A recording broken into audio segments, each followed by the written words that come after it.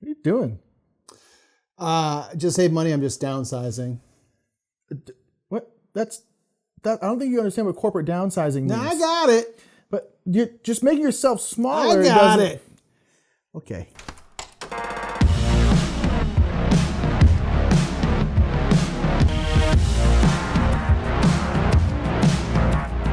What's up, everybody? My name is Nick. I'm Mike. You're real size again. Yeah, kids decided, can't cut corners. Can't cut corners. You don't get good product that way, you know? Nah, we're talking about downsized versions of games. This is something that maybe is based on like a larger game that is it's kind of hard to define, but yeah. Yeah, it's scaled down in some way. Maybe it's uses slightly different mechanisms, or takes something that's huge and makes it a two-player game. Different things that take a larger game and make it a smaller thing. Smaller version of that game. Now, one thing you won't see on this is any roll and writes, because we actually made an entire list of like roll and write versions of games, because that is a downsize of a game and kind of what we're talking about. But we had a whole list about those because we really like those kinds of games. So this is our top 10 downsized games.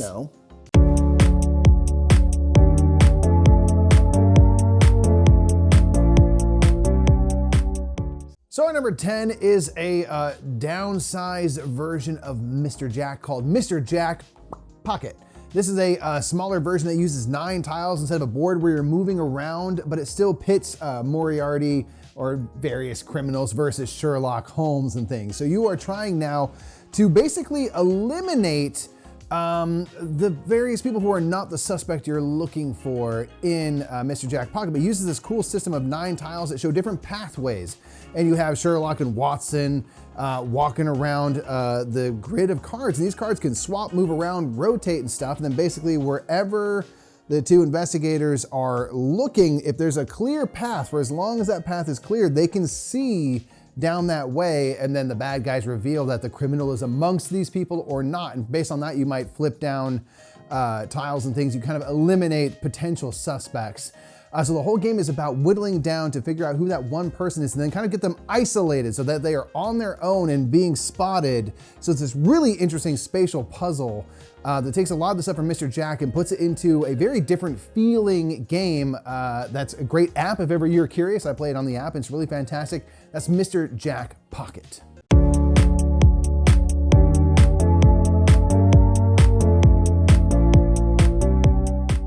Our number 9 is the Castles of Burgundy, the card game. Not Castles of Burgundy or Castles of Burgundy, the dice game, but Castles of Burgundy, the card game. Castles of Burgundy, the card game is actually a really good implementation of Castles of Burgundy, kind of like Castles of Burgundy, the dice game. It's also a very good implementation, but they're very different. But they both feel a lot like Castles of Burgundy. So this is based out of all cards, as I'm sure you can figure out from the title. And so this one, your cards, you will be turning in your cards that will have dice faces on them to use different actions. And that is kind of like the equivalent of you essentially turning in a die to go to one of the depots in Castles of Burgundy. And it's a really cool version of the game that I think it would be higher on this list. We do really like this game, but Castles of Burgundy, the card game, despite being in a small box and being like a smaller version of Castles of Burgundy, is actually like a pretty big table hog, because you have this big column of cards and you're putting out cards in your kind of like estate area. And it's really fun, but every time we play it, we're like, man, this takes up way more space than we think. So it never really comes with us when we're like traveling somewhere or we're going somewhere. If we want to go, we're going to go out to a dinner somewhere, we want to bring a little game. We can't really bring Castles of Burgundy, the card game, because it just ends up being a little too big. But ultimately, it's really, really fun and a really great implementation of Castles of Burgundy. So really at this point, any Castles of Burgundy, the dice game, Castles of Burgundy card game, get any of them. They're really, really good and they all feel pretty similar while also being distinct games. It's really fun. Castles of Burgundy, the card game rather, is number 9 for us.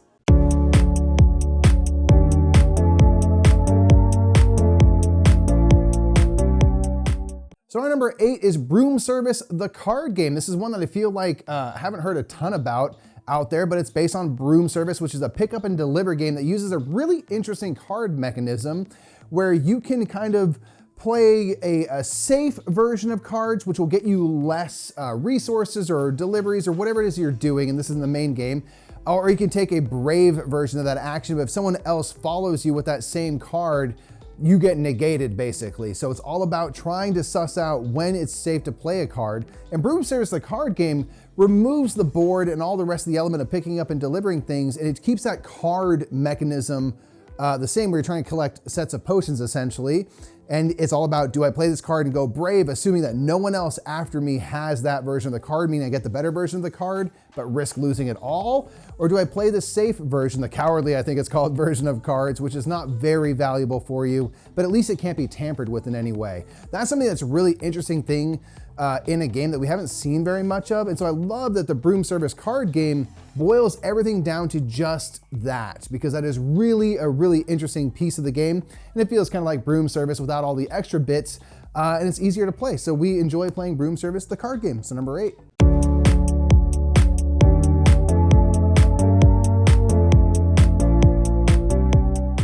Number 7 takes a very big game and makes it a pretty small game, and that is Nations, the dice game. Nations, the dice game is a really, really fun implementation of Nations. Nations is a game that Mike and I have always wanted to play. I've never actually gotten around to it. We don't know anybody who has it, and it's at a convention where I was like, it's too big of a game to learn. But we've always been interested in those kind of big Civ building games like Through the Ages and stuff. And we always heard that Nations, the dice game is a really, really great implementation of Nations. But this is a game where you're rolling out these dice, trying to get these various symbols, and you're drafting tiles kind of into your little, I guess your kingdom, yeah, because you're a different kind of people. And we actually play with the expansion, which is really, really good.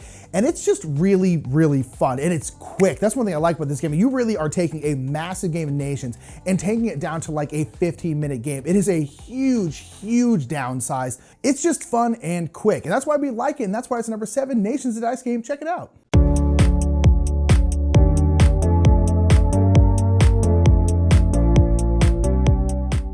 So number 6 is Imhotep, the Duel by Praise Be the Walker Harding. Now Imhotep is not our favorite game. We didn't love it. I don't think we were quite prepared for what that game was. It can be kind of mean and petty, and people can ship your ships off, and then you're like, I needed to put more things on that ship before it moved, or I didn't want to go there.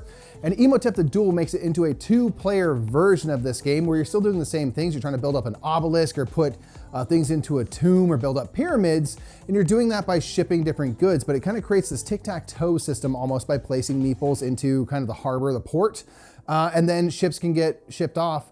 And so you can still kind of mess with each other, because if we're all in a line and I ship this off, the people that are in the respective spaces on the ship and in the harbor will get those resources or those tiles.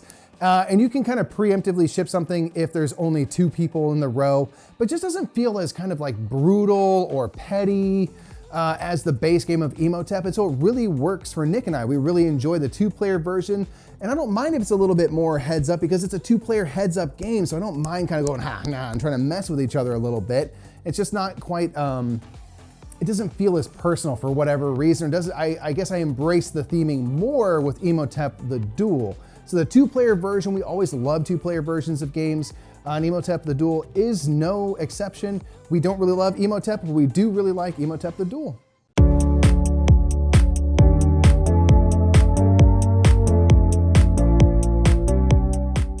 Our number 5 is Caverna Cave vs. Cave. Now, a lot of Uwe Rosenberg's big games like Agricola, Le Havre, Caverna, he's also made like 2-player versions of those games, and they're all generally regarded well. The only one we've really played is Caverna Cave vs. Cave though, and we actually really, really like it because, like a lot of these other games, it feels just kind of like a small version of its kind of big sister game.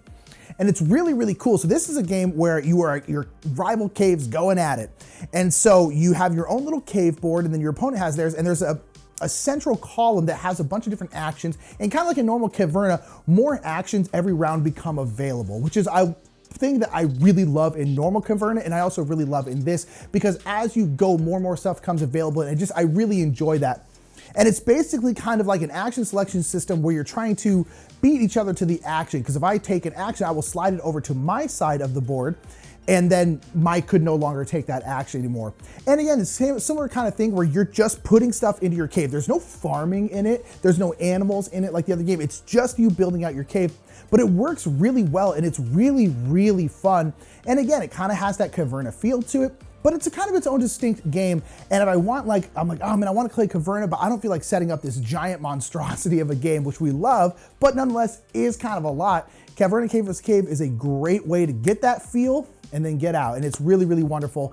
Caverna Cave vs. Cave is great. I really want to try Agricola, all creatures big and small, and then Le Havre Inland Port, I believe it's called. I really want to try those because I've heard they're good.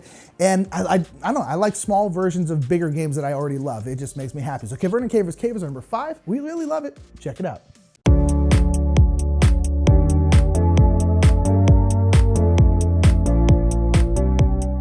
So number 4 is continuing on to the 2-player versions of games. This is Duelosaur Island, based off of Dinosaur Island. This is a 2-player I split, you choose version of Dinosaur Island that does a really cool thing where it feels Dinosaur Island-y, where you have DNA dice and things like that, but you have this really cool thing with the dice and specialists in the game. It kind of puts specialists right in the center of the game and the different effects that they have.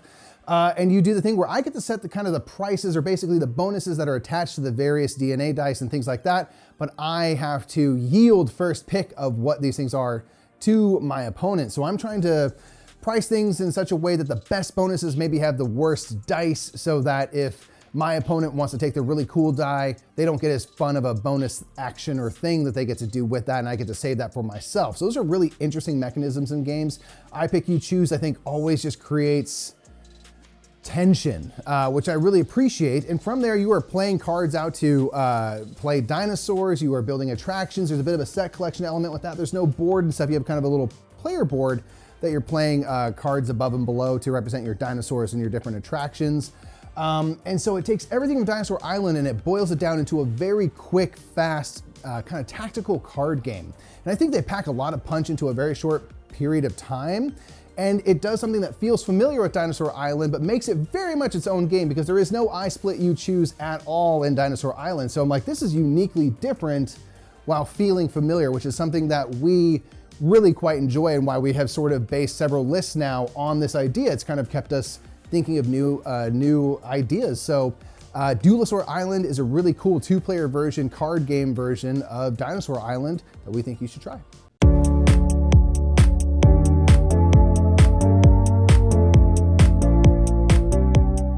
Our number 3 is Chai Tea for 2, and this one is kind of interesting because despite the fact that the game is smaller, it might actually be a heavier game than Chai, but it's smaller, so it's still downsized and still kind of fits in the list. And on top of that, it's a 2-player version of Chai, but it's really is a completely different game, but it's still in that universe and it's still based off of the original game. But in this game, you are kind of running your own tea plantation. You are a family and you're working your plantation, and you're making tea, and it's got this really, really interesting, gosh, I don't even know how to describe it in terms of, I don't know what to call it. It's a board where you're putting different tea tokens onto the bottom of your board, and you're doing these actions, and then you essentially get to move the tea up the board, and you're trying to get to the very top, because at the very top there are boats which are asking for specific tea types, like green tea and white tea and black tea, or all those different kinds of things. And you need to move up your board and then put them on the boat and then ship them off. That's how you get points.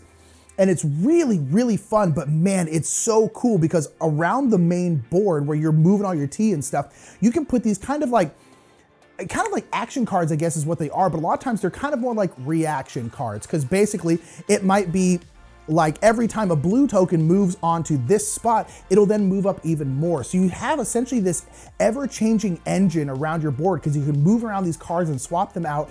And it might be like, oh, I have this kind of chain of white tea kind of reaction cards, so I can put a white tea that goes all the way up to the top. And you can get these really cool kind of like flow systems going on. It's really, really interesting, but it's kind of a big puzzle. And it's weird because, again, the game is kind of heavier than Chai, but it's the smaller version of Chai at the same time. It's kind of interesting. I don't know. We really like Chai Tea for 2. It's really great. The production, of course, is beautiful. The art is wonderful, and it's really cool. Chai Tea for 2 is number 3. Check it out.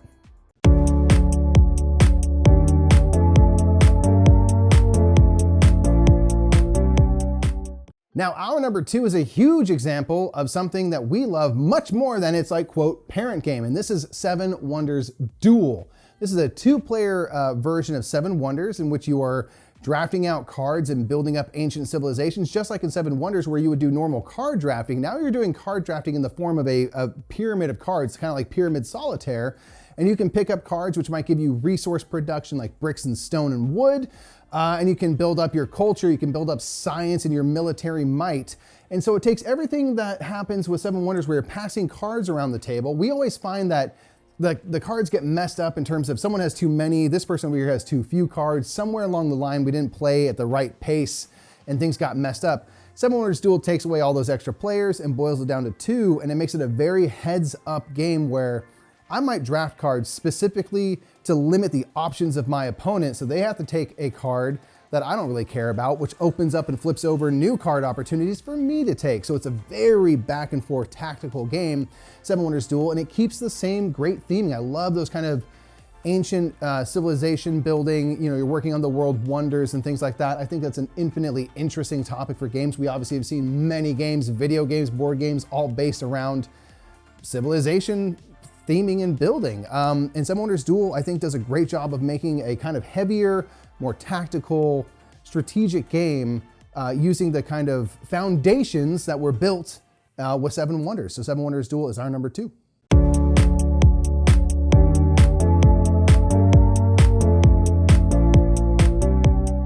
Our number 1 is a 2-player version of Codenames, and that is Codenames Duets. Now, this game itself is not the biggest downsize, but the player count is much downsized because Codenames, I guess, technically you play with an infinite amount of people because you could have 2 teams of infinite people, although, God, that would be terrible, wouldn't it?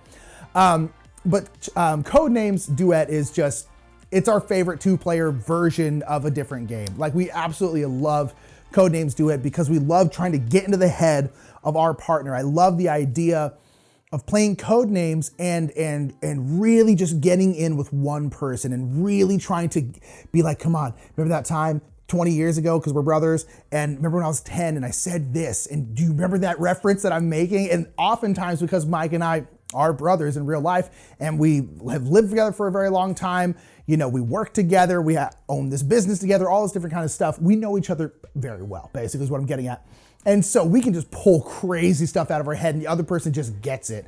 And it's so fun to get in on that level in this game with somebody. And we just really like it. We really think it's kind of like the ultimate way to play Codenames. It's kind of like Codenames' final form, in our opinion, at least. And we just really like it. We really like Codenames Duet a lot. And it's just our favorite kind of like downsized, changed up version of a game that already exists. And we really enjoy it. Codenames Duet is, it's just so fun. It's just so ridiculous. Sometimes you pull out the best stuff. It's so satisfying. Codenames Duet's our number 1. We love it. So that was our top downsize. Yeah, downsize in player counts and size. Not necessarily always in like complexity. Exactly. Not always like tiny versions of games, but they take something that's larger and kind of just pull it back in some way to create a different experience. Not necessarily a smaller really experience. Sometimes it's physically a smaller game. Yeah, and that's totally fine. So what are your favorite downsized versions of games? Whether it's a roll and write or a 2-player version of game, or anything. Really let us know down in the comments below and let us know what kind of list you'd like to see us tackle next. Absolutely. And then until next time, I'm Mike. I'm Nick. We'll see you in the next top 10. Bye, everybody.